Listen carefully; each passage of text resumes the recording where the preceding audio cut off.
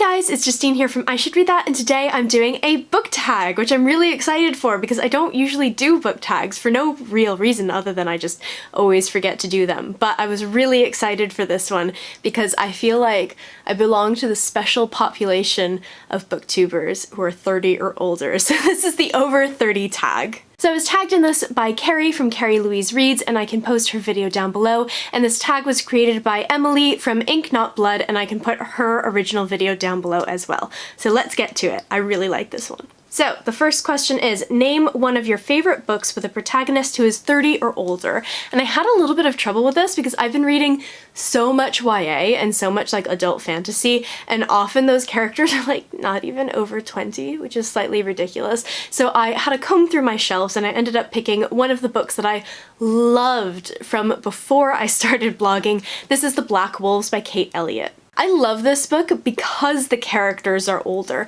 So you have two kind of timelines, and you have them when they're younger but still not, 18 or whatever. And then you have them like 30 years later. So our main character's like in his 60s for a lot of this book, and it's awesome because he's super grumpy and he's super old, and I loved it. So this book takes place in a kind of East Asian inspired world, and our main character is Kellis, who is the captain of the Black Wolves, who's kind of the Imperial Guard, and he is thrown into exile because the king is murdered on his watch. So 22 years later, he is approached by the king's sister, and she asks him to rejoin the Black Wolves in order to look out for her nephew who is in danger of being murdered himself.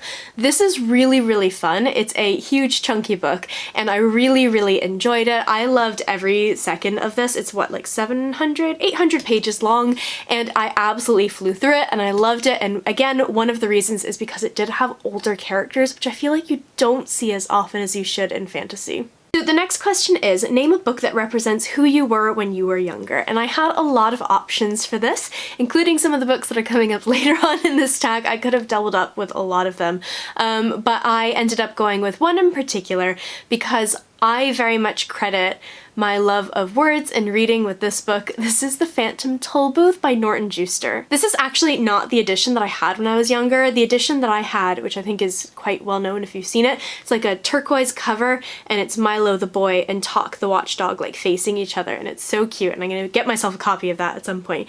But I love this book, and I'm actually planning on rereading it, and it has all the same like illustrations that my old copy had, and so like I just flip through this occasionally. I need to reread this because I love this book. This book is about a boy named Milo, and he's very sort of down. He feels like every day is the same, everything is super boring, and he just is very depressed and he's very sad. And one day he comes home and there's this large gift box in his room, and he's kind of puzzled, but he's like, whatever. So he just opens it, and it's this little like toy toll booth. So he gets in his little like car that I always wanted when I was little, like little electric cars for kids, and drives through it, and he's transported into this magical land where everything is super literal, and I love it. So like I learned so much of my current vocabulary from this book. So like he drives through the doldrums where everything is super gray and boring and repetitive, and all the kind of creatures that live there blend into everything else, and it's really dull, and he kind of gets stuck for a while. And you go to the city of Dictionopolis, the city of words, where you literally eat your words, and some letters taste better than others, which is why we use letters like A and E more than X or Y. And it's so clever, and I love it, and it's filled with puns and wordplay, and it's just the most amazing book ever. I truly, truly think that I love books and words and reading because of The Phantom Tollbooth. So the next question is, name a book that represents where you are in your life right now. And I stretched it a little bit because I chose a book that sort of represents, I guess, my journey to where I am in my life right now. This is The Hobbit by J.R.R. Tolkien. I feel like in my old age, which is 31 in a couple of months, I identify so much with Bilbo Baggins, and particularly his adventure in this book. So he's very kind of satisfied with his life until he sort of gets this calling to go on this great adventure that changes his life. So we're gonna be really cheesy for a minute here, because I was living in New York and everything was kind of fine, and I was considering moving back to Los Angeles, and then I went on this great adventure. I went on a holiday to the UK and went to a bunch of places and met my now husband. And I did the most spontaneous thing in my entire life, which was uproot my life in New York and move to a foreign country to be with some boy who I ended up marrying, so I guess it's fine. But I say spontaneous, I mean like this was like a year-long process, so it wasn't spontaneous at all. But I am not a spontaneous person, so that's as close as we got. I read this recently as an adult a few years ago, and I'm like, yeah, I feel you, Bilbo. So I feel like this represents where I am in my life right now. So the next question is, name a book that represents something about you that has never changed. So this was, again, a pretty easy one. This is so heavy. I can't believe I can hold this up for so long. This is The Lord of the Rings, again by Tolkien. So this is the set of all three because I thought that I would cheat. And I feel like this represents a lot about me for a number of reasons. Not only have I just always had this kind of crazy imagination, I would always, you know, go off on adventures in my head. I was super guilty of daydreaming, of just completely zoning out. I, you know, didn't really do much of my homework when I was little because I was always like off on an adventure in my own head. And one day in 2001, I think, my best friend and I used to go to the movies all the time. I can't remember how old I was in 2001, but I was fairly young-ish. It must have been in middle school. And I went to go see Lord of the Rings with her. I went to go see Fellowship of the Rings. And I read The Hobbit at that point, and I liked it, but never really, like, leapt off into the other, you know, books in Middle-earth. And she and I, like, just sat in that theater like, wow, we were completely blown away. Our minds were blown. My life was changed forever when I saw The Fellowship of the Rings. And ever since then, I've not only been a huge Tolkien fan, I love all the books, I love all the films, but I feel like I have never really lost that. And I feel like discovering Lord of the Rings at a reasonably young age means that I had the chance to really dive into fantasy, and I never lost my love of reading. I never lost my love of fantasy because of these books. These were really, really important to me, and I'll always be thankful to the Lord of the Rings films, which I know people are really mixed on, but I love. Okay, so the next question is, name one of your favorite classics. And I love classics, even though I don't read very many of them anymore. I read like an ungodly number at university because I was a literature major. But this is one that I discovered late in my university years. I think I read this in my third year, and I absolutely loved it. And this is actually not my favorite book in the series. This is the first one, and the third one is my favorite. But I feel like I owe a lot to this series. This is The Warden by Anthony Trollope. This is the very first book in the Chronicles of Barsetshire series. So it's a series of 6 books, I think. And you might have heard of the third one, which is my favorite, which is called Dr. Thorne, which was made into a Julian Fellows adaptation, which I have not seen, I think like 5 years ago or so.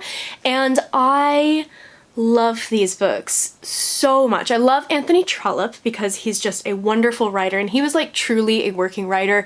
I think he was a postmaster, and he wrote like 40 some odd books in his lifetime, which is kind of crazy. But he has these 2 main series, this one and the Palliser novels, which I've not read, but my sister is reading right now or has just finished.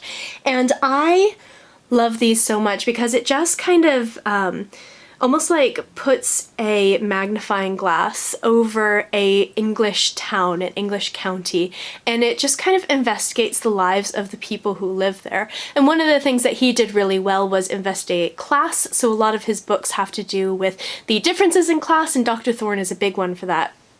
And a lot has to do with the clergy as well, which very much is this one. So I just think that his books are wonderful. They're so, so good. And if you like Victorian literature and you've not picked him up, you totally should. I realize that classics are not for everyone, but these are some of my favorites. And if you do enjoy those kinds of books, you should pick these up because they are so good. And our last question is, name a book that you like or would like to read from the year that you were born. And I was surprised by the number of books that I had as options, some of which I have on my shelves, but I decided to go with the first in a series because some of the other ones were like further along in series, and I have been slightly intimidated by this one. And I'm not intimidated by long books. I have no problem reading long books. It's not something that bothers me, but there's something about this one that really intimidates me, but I would love to get the chance to read it.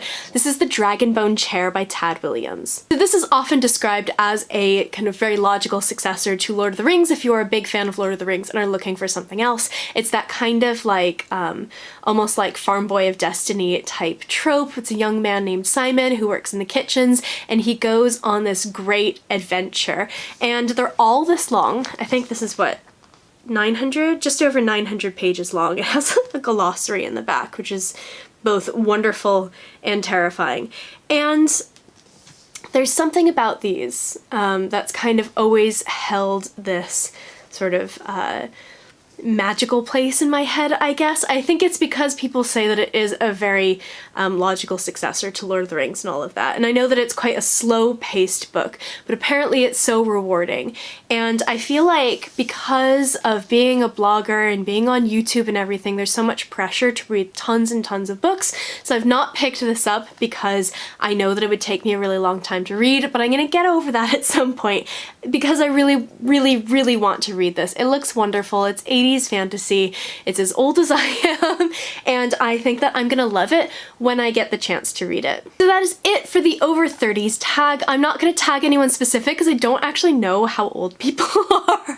But if you're 30 or older, please go ahead and do this tag and link me down below because I would love to see it. So in the comments below, let me know if you've read any of these books, if you have similar feelings, or if you have different answers for some of them. And again, if you have done this tag, definitely send a link. I post bookish content to this channel fairly frequently, so go ahead and hit subscribe, check back soon, and I will see you next time.